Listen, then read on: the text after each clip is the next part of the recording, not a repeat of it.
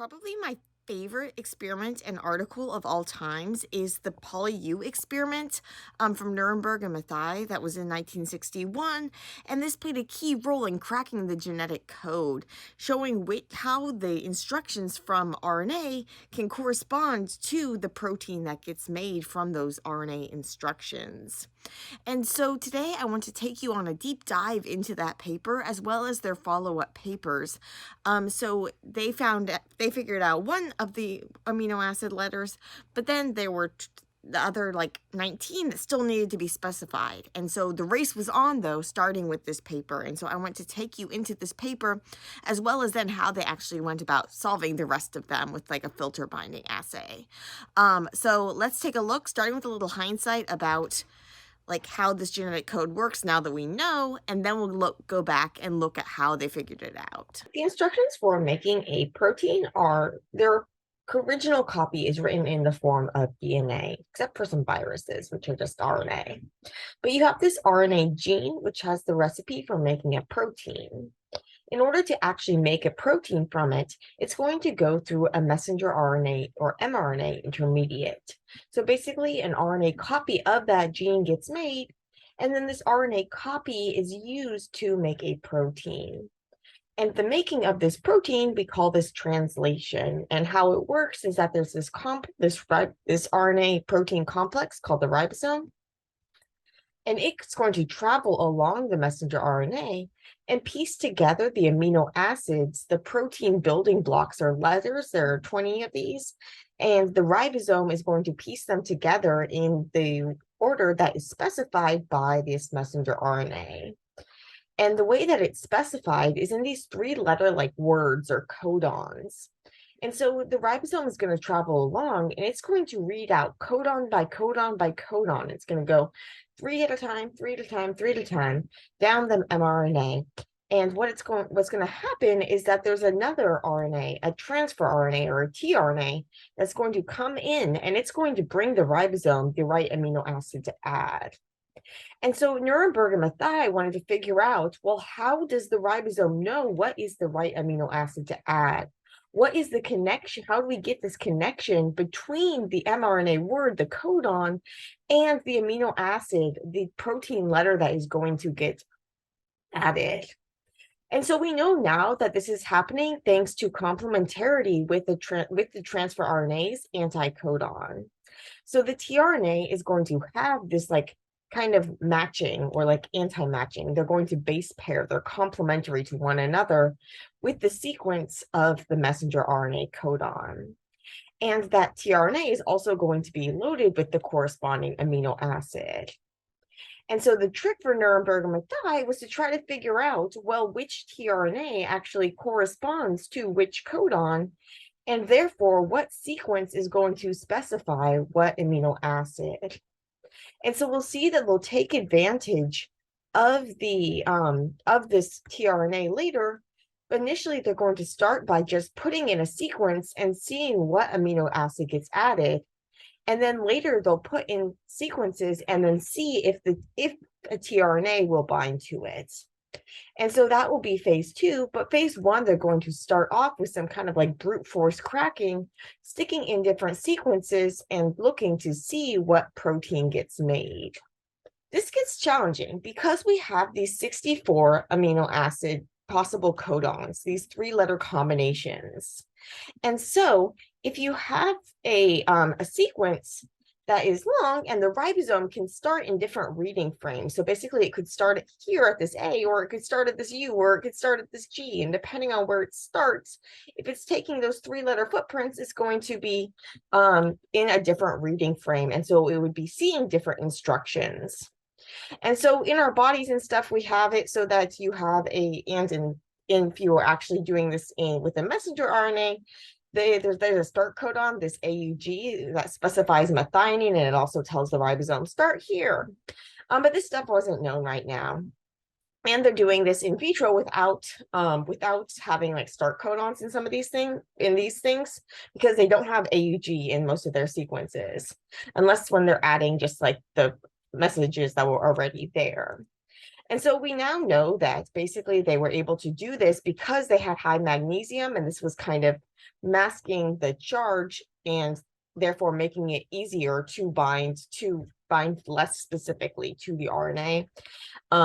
When you have that methionine, it typically you have all these other compounds and other complexes that kind of come and stabilize things and get the translation started. In their in vitro system, although they didn't have that like methionine codon, they did have high magnesium, and this was able to kind of play a stabilizing role to get the ribosome bound and going, even though they didn't have that start codon. Plus, there probably weren't better alternatives for the ribosome, so why not bind this, right?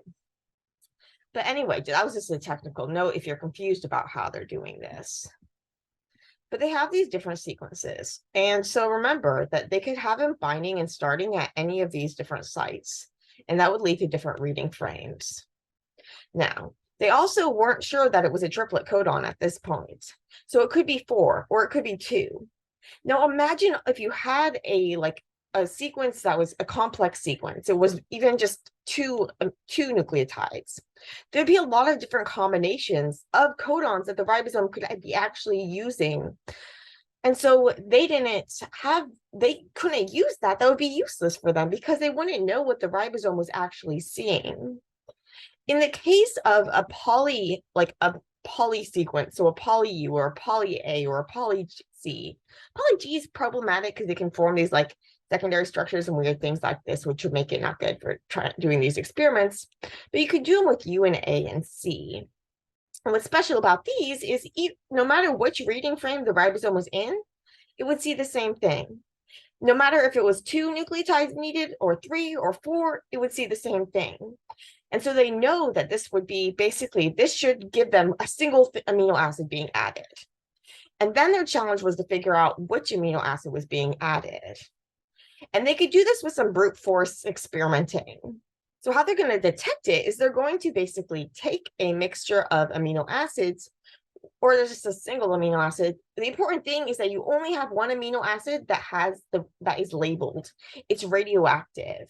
So it acts just like it would normally, but it gives off a signal that can be measured.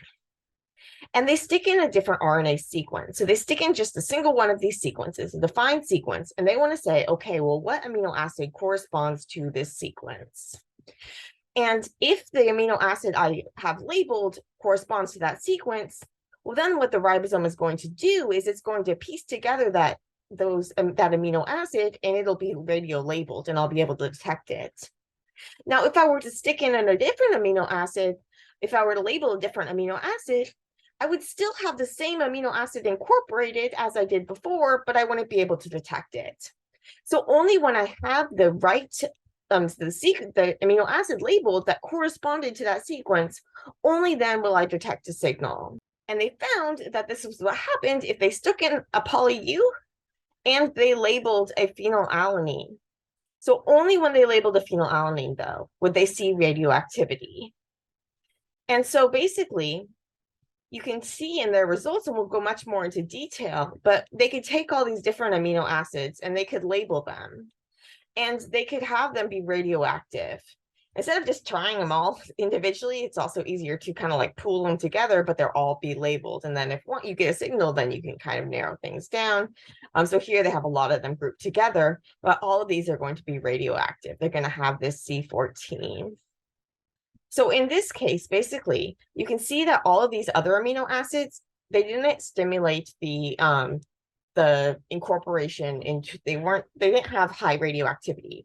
So basically, when they measured the radioactivity compared to the amount of protein made, they'll see that they're going to get, only when they have the match are they going to see lots of radioactivity in that same amount of protein. So what you're looking at here is counts per minute per meg of protein. And so counts, this is referring to the radioactivity. And so basically the radioactivity is giving off these little like energy bursts, and they measured in terms of counts. And so basically you can see that they get this high amount of radioactivity compared to how much protein they get in the case of phenylalanine, but not in any of these other cases. And they only see this if they have the polyU in there, not poly A, not poly C, or anything else. And so we'll get much more into the actual paper, but this is the key finding. So this is really, really important, but it was only polyU. They only figured out one of these codons, and they didn't even know that at this point. They didn't even like show that it was a triplet, that it needed 3. So they wanted to see whether they could kind of break the code further. And so they knew that there were other scientists had found basically that polyU could cause a phenyl tRNA to attach to ribosomes before a peptide bond was actually being formed. So before you actually got the amino acid linked into a growing chain, the tRNA was already, it was known that the tRNA would bind. So all of the details and everything wasn't worked out, but this gave them an idea that, well, if we can measure the tRNA binding rather than it getting actually incorporated, then we can have some more control over the system because we can use these like smaller RNAs. And we didn't have to worry about then trying to separate out these peptides from these RNAs. We just had to separate the bound tRNAs from the unbound tRNAs. And so basically, this is their second phase of the code cracking, and this is going to actually come out over multiple years, lots and lots of papers, not just their lab, but other labs as well. But they kind of developed this technique to test these different nucleotide sequences. So first we'll see they'll show it with their poly sequences, but then they'll use what the power of it really comes from is sticking in these shorter sequences. And so we'll see that they'll stick in these like trinucleotides and dinucleotides. They could have modified nucleotides, all of these different things in order to try to test whether or not they cause the tRNA to bind, knowing that the binding of that tRNA was a prerequisite for the actual amino acid incorporation. So basically, you can take a ribosome and you can load it with a specific sequence. So similarly to what we saw before. But in this case, we're going to, instead of just adding radio-labeled amino acids, we're going to add amino acids attached to their specific transfer RNAs. Now we're going to mix them together. Now what we need to do is we need to separate the bound ribosomes, so the ones that are bound to the tRNA and therefore to the amino acid, from the other ones, from the free-floating tRNAs. So if they're a match, the tRNA will bind. If they're not a match, the tRNA won't bind. And so we need to see, okay, well, how much of it bound? Did they bind? And so what you can do is you can actually separate them using a filter. So a filter that'll bind to the ribosomes, but not to the tRNA. But if the tRNA is bound to the ribosome, well, now it's going to get stuck on the filter along with the ribosome. And you can wash out everything else and see if the radioactivity is left on the filter or if it got washed off. And so you could do this with tRNAs loaded with the different amino acids. And you could use either like a long tract or a short sequence, depending on the stage of the process and how far along they had come in terms of actually synthesizing or otherwise getting these shorter sequences. You could see that you got a match when you would get the radioactivity signal when you had the right tRNA with the right RNA sequence. And so they were able to show that you could see that the polyU was going to make phenylalanine, poly A was going to make lysine, and poly C was going to dictate proline. And then they'll also show that you need at least 3 RNA letters. So if they added a dinucleotide, it wasn't able to stimulate the binding of the lysine.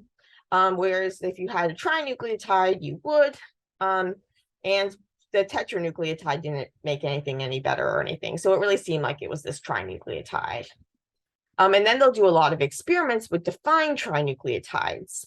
And this was going to be really, really hard. And it wasn't just their lab doing this. There was kind of like this race on.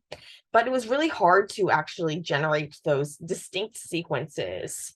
So one of the nice things about those poly sequences was even though like the polyU or the poly A One of the nice things we talked about before was how you have this defined sequence where no matter what reading frame it's in, it's going to be the same. No matter where you start, it's going to be, no matter how long a codon is, it's going to be the same. So that stuff doesn't matter. What else is nice about it is that you can kind of like, they have ways where you can digest either enzymatically, like cut it up, or use like a base or something to just basically break it up with chemistry. And you can get then smaller fragments. And so you'd have to purify out those fragments, use various techniques to separate them based on their charge or their size and things like this, and then isolate those. But in that way, you could get like dinucleotides, you could get trinucleotides of a distinct sequence, because you would know that it would have to be like UUU, it would have to be AAA, it would have to be CCC, because that's all it could be. But if you were to do this with a sequence that was like not as so defined, well, now how do you get even if you could isolate those trinucleotides, they would all have different sequences, and it would be really hard to try to then figure out which sequences are which. And yeah, big mess. And so came like enzymatic methods where they could actually order synthesize the dinucleotides and then add on a third nucleotide. And so this was the method that the Nirenberg group ended up using for most of theirs. Thanks to Bill Leader.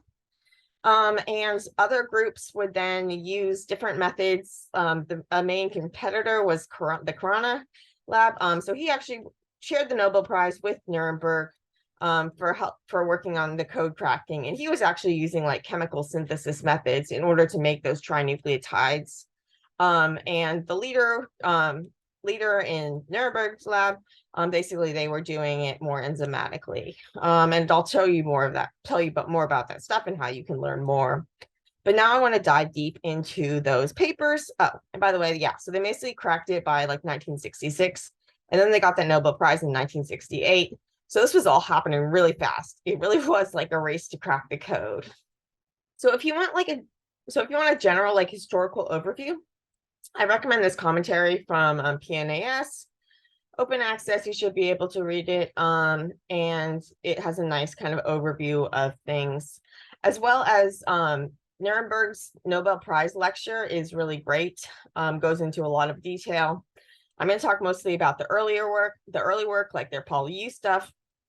But this goes into now all that we know with some hindsight. Well, it's not much hindsight at this point.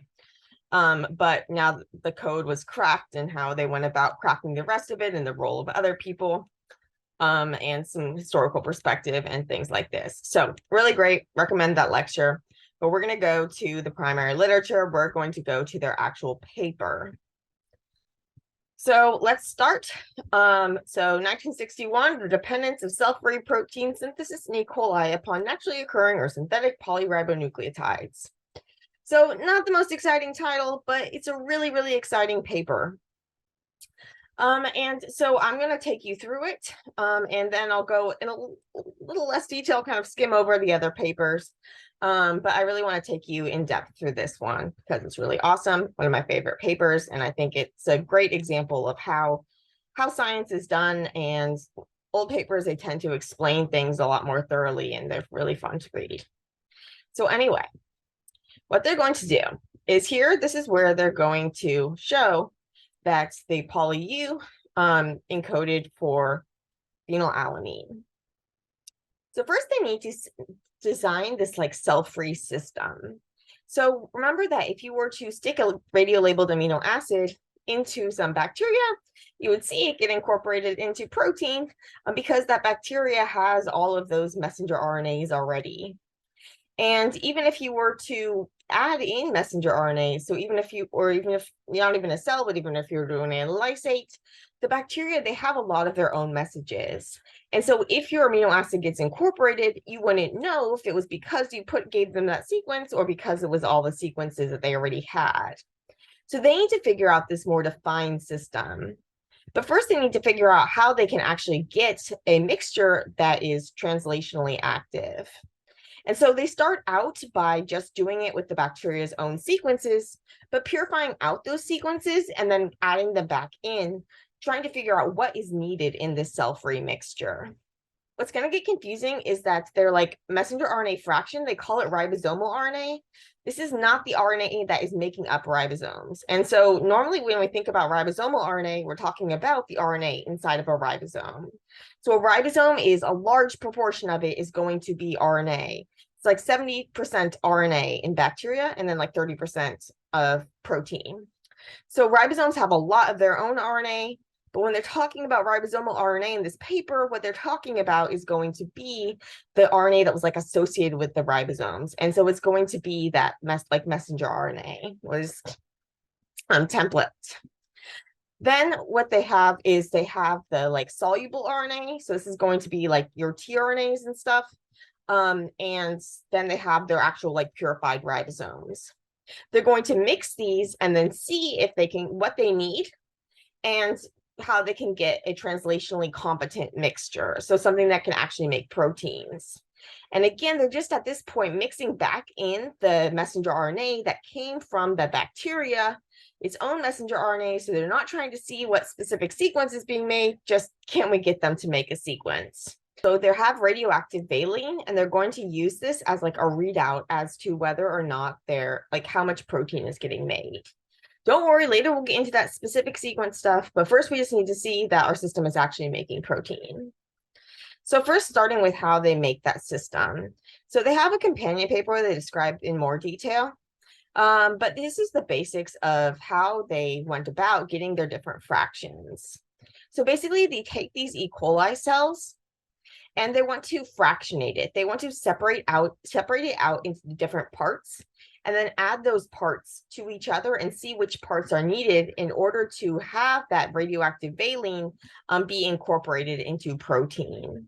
And so the more of the radioactive signal they get when they isolate the protein and then measure the radioactivity, basically there's going to be a lot of protein there regardless, but only if protein making has been stimulated will you actually see an increase in the signal. And that won't be coming from whatever protein was already in the mixture. So this would be like newly made protein. And so this is going to be their readout, and we'll see a lot of graphs and stuff where they're looking at the incorporation, the levels of that radioactive valine. So that's what we'll be looking at later. But first, what they're going to do is they're going to fractionate these cells. So basically, they take these E. coli, and they're going to disrupt them by grinding. So they basically break them open. And then what they're going to do is they're going to separate out the different parts. They use centrifugation. Basically, they can spin things really, really fast, and they're really big and really heavy, and really dense stuff is going to spin down to the bottom. And the other stuff is going to be left above in like the super natant. Ribosomes are really, really big. And so they're able to like spin out the ribosomes and then isolate the RNA that was with the ribosomes, as well as isolate the RNA that was in the other stuff. And so basically they can then separate out these different fractions. They do a variety of different extractions. So basically an extraction is when you remove one thing. Typically what they're doing is some sort of like a phenol extraction or things like this. You add one liquid, so you have a mixture which has different things in it. And you then add another liquid, another solvent. And now the things that were in that original liquid have two options. They can stay where they were, or they can go into that new solvent if they like it better. And so in this way, the molecules will kind of partition themselves into these different parts, and you can then extract or remove one thing from the mixture based on it liking the new solvent better. And so they're able to do this, and they can like do some purifications and things. Bottom line is that they're able to separate out these different portions. They have the portion with the soluble RNA or with like the tRNAs and stuff, the portion with what they call the ribosomal RNA, which is messenger RNA, as well as some other types of RNA probably. And then they have their ribosomes. And now they can mix these together in different proportions at different temperatures and different all this stuff, and see if protein gets made. So here, basically what they're doing is they're testing how much of the soluble RNA you have. And so they're testing basically how much of the tRNA you need to add. So they found like whether or not the tRNA would stimulate protein making. And so they found that if you don't add the STIT, then you don't get protein making, but you don't need to add that much, and you don't get that much of an increase in signal. And so it seems like there's something going on a little. We need some tRNA, but it's not the thing. But whoa, look at this. Now what are we adding? Now we're adding ribosomes. So basically, if you don't have ribosomes, you can't make a protein. So you need the ribosomes. But again, here, mostly you're just seeing background, a little stimulation based on what's already in the mixture. But at this point, if you don't have the other things that you need, adding tRNA is not really going to help you. But so ribosomes, these are able to stimulate the protein making in the presence of the tRNA as well. Okay, so basically now we know we need the ribosomes. We really need those ribosomes. We know about how much we need to add. We know that we get this increase in proportion to the ribosomes. Now what else? We need to figure out, okay, well, if the ribosomes can make things based on the mixture they already have, whatever is left over in there, what if we add ribosomal RNA? So what if we add more message? Well, now we see that we get an increase in the protein making based on how much of the RNA we add. And so the more RNA we add, the more message we add, the more protein we see made.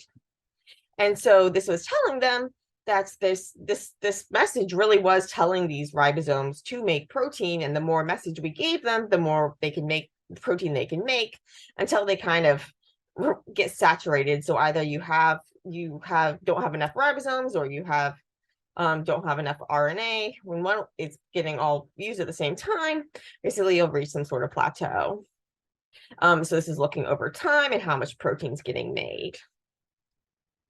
So basically you can look in this table and you can see that, okay, so if we don't have the ribosomal RNA, if we don't have the message, well, now basically we're looking here at counts per minute per mega protein. So again, they're kind of like precipitating out the protein and then measuring how much radioactivity is in that protein. And the radioactivity, the more new protein was made, the more radioactivity you're going to see. You're going to see a higher counts. If you don't have ribosomal RNA, so if you don't have the message, you're going to get a really low counts. Not zero, because there was some, it's not like totally pure and stuff, and so there's still some message there. But if you don't add more message, you're barely going to get any protein be made. But if you add ribosome inhibitors, so either chloramphenicol or puromycin, which inhibit the ribosome, well, now you don't get activity. And also, if you were to deproteinase it, so basically remove all the proteins, well, now you don't get any signal being made. They also wanted to test the importance of other additives. So basically, you can see that if they didn't have the ATP, or the ATP, this is basically to regenerate the ATP, this PEP and this PEP kinase. If they didn't have this energy generating system, they didn't get activity. And so basically, you need to have energy making going on in order to keep this process going. If they add RNAs, if they add an RNA destroyer, well, now what's going to happen is that they don't see activity, because remember, we have RNA from the messenger RNA that we just said we need to add, and then we have the RNA that's actually making up the ribosome. Bottom line, if we chew up that RNA, we're not going to get protein making. But we can chew up the DNA, okay, because at this stage, what we're just focusing on is we're just have the RNA message, and the DNA, it served as a template earlier on, but at this point, the ribosome's just using that RNA, and so it doesn't care if you chew up the DNA. In fact, it might even make things better, because then you would have less background, potentially, because you're destroying anything that could be used to make more message that isn't the message that you want, and that sort of thing. Okay, but anyway, that'll be more important when you're looking at specific sequences, though, not just like random sequences. Okay, so basically now they're showing that, yeah, you also need to add the amino acids, or you're not going to get protein made. And I think that's all we want to see about this table. Okay. Now what's interesting is that they're actually able to look and see where that valine is incorporated. Not at the specific, like, oh, right here level, but is it on one of the ends? Is it on the like N terminus? Is it on the C terminus? Or is it in the middle? And so there are methods at which they could kind of remove the ends of the sequence, and then they could see where those ends radioactive. And then if they weren't, then they were in the center. And so this was cool because it was able to show them that this valine was getting incorporated into the beginning, into the middle, and into the end. So you're really getting whole proteins getting made in this system. So overall, they find that you need to have the ribosomal RNA. So that would be like your messenger RNA. You need to have the ribosomes. You need to have the supernatant solution, which basically had all that other stuff you need. It had the tRNAs, it had the elongation factors and everything that's involved in needing to piece the amino acids together. You need all of that stuff. If you don't have them, then you're not going to get protein made. These are just basically some controls because they have to really show that it's the RNA in that like ribosomal RNA. So remember, this is what we're seeing with like our messenger RNA. They have to actually show that that actually is the RNA that's in there that's doing things, and that it's not some sort of contaminant. And so basically they can show that if they degrade it with RNAs, then you don't get protein made. But if you add trypsin, so you add a protease, then you still get protein made. And so basically it's the RNA in there that's that's the important thing. They could also test other nucleic acids and other things like that and show that they did not stimulate the protein making. So basically they could add like DNA, and this wouldn't stimulate anything. Okay, and if they degraded that RNA, they didn't get protein made. So basically this is just showing you those sorts of controls that they did. They wanted to try to figure out really like better characterize what that RNA actually was, though, because remember at this point they're just kind of using the messages that they took out of the bacteria, and they want to figure out, okay, well, is it specific RNA in there? Because there's probably, I mean, it's confusing that they call it like ribosomal RNA because, well, ribosomes have RNA and that's not the RNA that they're talking about here. But there could be a mixture of RNAs within that, and only some of it would actually be the template. So then they tried to use some like sedimentation characteristics to basically centrifuge it and then see where, like, remember the heavier, denser things are going to go faster and go farther. And so then they can kind of characterize the makeup of these based on where those RNA molecules end up in your tube. And when they did this, they were able to kind of characterize where the things were coming, where the activity was coming from, if they can then take fractions of this. So basically they're using a density gradient. So they have a linear sucrose gradient, where it's kind of going to help them separate out different things by how big they are. And then they can take fractions of those from those like different size things and then test whether or not they were active. And so they found that there was this part that it wasn't everything that seemed to be active. There really was a specific like fraction of it that seemed to be active, but they don't really know more than that. What's really cool too is that the system, they're able to show that they can get protein made even if they stick in RNAs from other sources. So it doesn't have to be that RNA that they took out of the bacteria and put back in. It can actually be RNA from yeast or RNA from viruses, and things like this. So this is showing that the system is kind of like universal, and there seems to be really this universal code. And so this is a really, really cool. Okay, so now we have the system. We know that it's got this like universal translation power. It's super duper cool. It can make all these proteins. But now we want to use it to figure out, well, can we get it to make things that it wasn't making before in a controlled manner so that we can then figure out what it's making, and therefore figure out the correlation between the protein that gets made and the sequence that gets put in. And so they start with polyU, so polyuridylic acid. And what they're going to do is then they label those different amino acids as we talked about.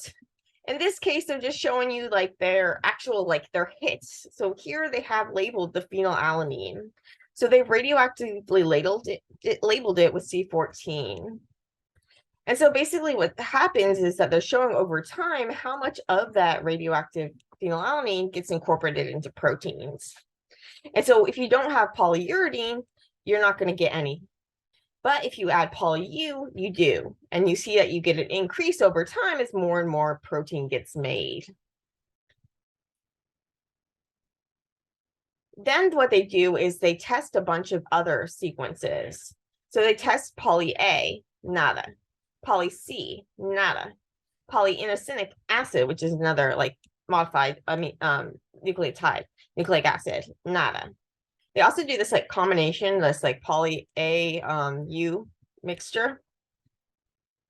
And so basically here, what you would get is you would get like double-stranded RNA because A and U base pair.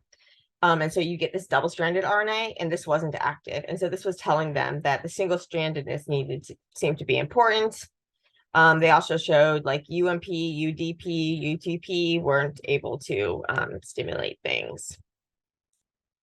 So now they're going to do experiments that are similar to what we saw before, where they're adding different things like ribosome inhibitors, this pyrimycin or this chloramphenicol, when they're adding RNAs or when they're adding DNAs, when they're leaving out amino acids. Basically, this is just their control showing you what is needed. And so you need to have the ribosomes, you need to have your messenger RNA, you need to have your ATP generating system, you need to have your like tRNAs, you need all this stuff, but you don't need DNA. And yeah, basically that's like controls and things. Okay, so now what about, we know that the polyU is telling it to put in phenylalanine, but is it also telling it to put in valine? Is it also telling it to put in glycine? Is it also telling it to put in leucine? We need to know that this is actually really specific for phenylalanine. And the way that they figured this out was by adding labeled versions of those other amino acids.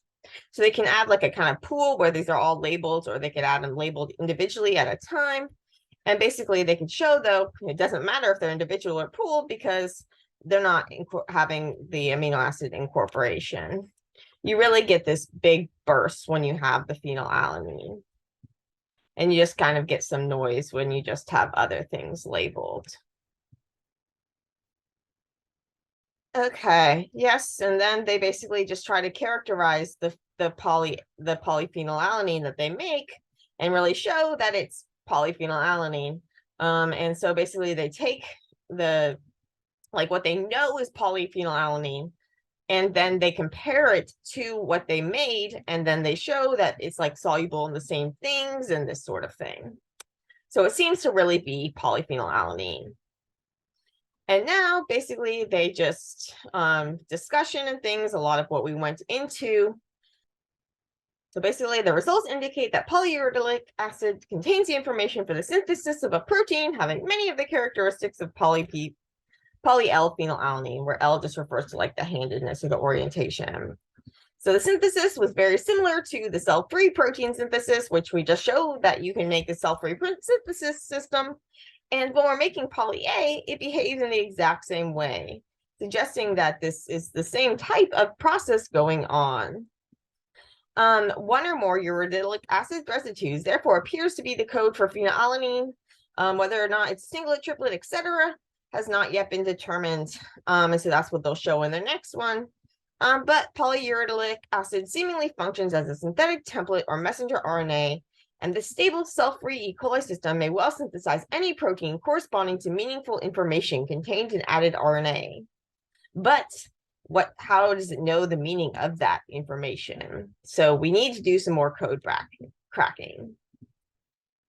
Okay, so now they're going to develop a new system, and here's where they're going to develop this filter binding system.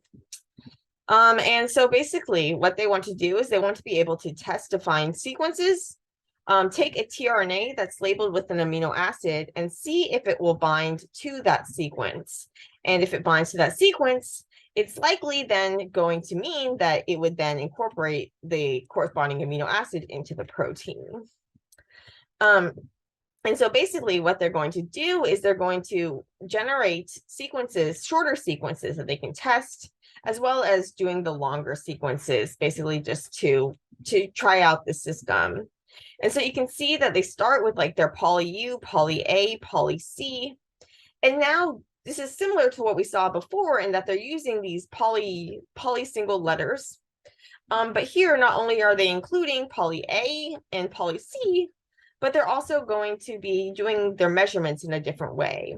So here they're measuring, they have their tRNAs loaded with the radioactive phenylalanine or lysine or proline, and then they mix it with the ribosomes. And then they see if they bind by separating out the ribosomes from any free tRNA. And if that tRNA matched, it would be bound to the ribosome and along with its radioactive amino acid. And so you would get the signal incorporated with the ribosome. And so this would be an increase of up here. And so now what they're going to do is they repeated what they did before, but with this different measuring way, they're still able to show that the polyU causes the incorporation of phenylalanine. You get more, it happens faster if you have a higher temperature. You have poly C. Basically now poly C is going to dictate that you put in proline. And so if you have proline labeled, if you don't have poly C, you don't get anything. If you have poly C, you get a signal. And for lysine, if they label lysine, they see a signal when they have poly A added. And so this is basically cool. We can see these other two amino acids because we know it's got to be some sort of combination of A or some sort of all A, some sort of all C. But is it even a triplet? We don't even know that. So let's show that. So basically, yeah, they do a lot of stuff where they basically test different conditions and temperatures and things like this, a lot of controls. So we know that it works with the polyU, but they're really, like the poly C and the poly A. But the really cool stuff comes when you can do shorter sequences. So they suspected it was a triplet. And in fact, if they have a triplet, so if they have like a UUU, they show that it's able to bind. And so this is telling them that the triplet can bind. So they do a variety of experiments showing that basically 2 is not enough. You really need at least 3. If you have more than 3, great, but you really need at least 3. So this is really important finding. And they also did some stuff to characterize like the ends that are needed, and they go into some like discussion that they're kind of just theorizing about things that didn't actually turn out to be the way that they thought. But bottom line, they have the system, they can use it to test now different defined sequences, and they know that those defined sequences should be 3 long.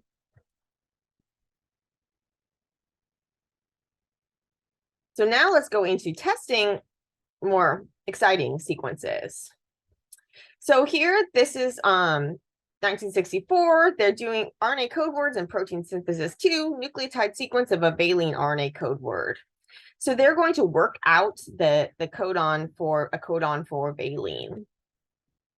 So that you're going to use that system that they just developed. And now what they're going to do is they're going to do a more complicated sequence. So here, what they're actually going to find out is that the sequence for valine is going to be GUU. And so in order to generate this sequence, they're going to go through a couple different things. So basically, they can take polyUG and then they can digest it with various enzymes, so like RNAs, an RNA cutter, or they can use like a base to basically break things up chemically, and different ways like this. They use some different things to try to get some different ends that they could then analyze. But when they broke up these pieces, then they had to separate and figure out which pieces were what, because not only could you have different lengths, but now you could have different combinations within that length because we have these 2 letters and not just 1. So they use paper chromatography and electrophoresis, so basically separating things through paper based on their size and their charge, and how they interact with the paper. And they were able to separate out UPG. So the P is just a phosphate because there's a phosphodiester bond in between these. And then so they have UG and GU, and then they have GUU, UGU, and UUG. So they're able to separate out these different things. And so now we get to look at more specificity and more exciting sequences. So this is just how they got those. And then they had to purify those, and then they had to really show that it was what they thought it was. Now they're purifying out the ribosomes and the tRNAs and the things like that, just like they did before. So all of this is going to be utilizing, or it's going to be using those methods that they developed earlier and the system that they developed earlier. Okay, so now what do we see? Now we see if we add polyUG, we're going to get valine binding, because no matter what the 3-letter combination was, it's going to like show up. If you just have like random polyUG, like you just mix poly U and G and they make this mixture. You don't just like mix them, but they're able to synthesize this polyUG. It's not just like UG. It's like randomly U's and G's and things like this. So you're going to end up with a big mixture of things that could be made, like the codons that are present. And so some of those are going to be the ones for valine. So some of them are going to be the GUU, but not all of them. But you're going to get a lot of that in there. And so if they add polyUG, they get this signal. But also if they add just GUU, they get the signal. So this is telling them that GUU alone could stimulate this. And so they get stronger binding with longer sequences. We know that from the other paper as well and things. So although the signal that you see here is lower for GUU than just the polyUG, it's important that you get this binding at all. And if you were to stick in other trinucleotide sequences, you don't. So it's only when you have that valine labeled and you put in the GUU do you get the it incorporated. Not even with UUG. So it's got to be directional. It's got to be like there's a 5' and a 3' end to RNA, and it's got to be in the right orientation. So, and just 2 doesn't do it. So you can't just have a 2 combination. You need at least 3, and you've got to have that GUU. So that's for valine, though. What about phenylalanine? So we know that phenylalanine, we know from before that phenylalanine, we're going to get phenylalanine if we have polyU. What happens if we stick in GUU so GUU, which we know is valine, what if we stick that in with phenylalanine? Well, now we don't get any signal. But if we stick in polyU, we get a big signal. But if we stick in polyUG, we still get a signal. And why this is it goes back to the idea that our UG is going to be like these random stretches of U's and G's and interspersed. And so somewhere in there, you're going to have the U's, UU, and UUU at like multiple places throughout the sequence. And so you will get a signal with the phenylalanine. But leucine, well, here you're not going to get a signal no matter which of these things you put in, because its codon is not found in any of those orientations. And so basically that's just showing the results from this experiment that they do here. And you can also see that you're going to get a better incorporation, a faster incorporation at a higher temperature, because molecules need energy to like move around and stuff. Yeah, so these are just all kind of like showing you their experiments behind data that was in those tables. Another important thing is that they show that magnesium, at higher magnesium concentrations, you're able to get higher binding, but higher non-specific binding. Basically, what happens is that the RNAs and the ribosome is largely made up of RNA. And then you have the RNA that needs to bind, multiple RNAs that need to bind, and the tRNA. So the tRNA is RNA, and RNA has a negatively charged backbone. And so if things are not really, really good matches with one another in terms of the tRNA and the message and things like this, then it's going to be hard for them to bind, like stay bound, because you have all that negative charge repulsion.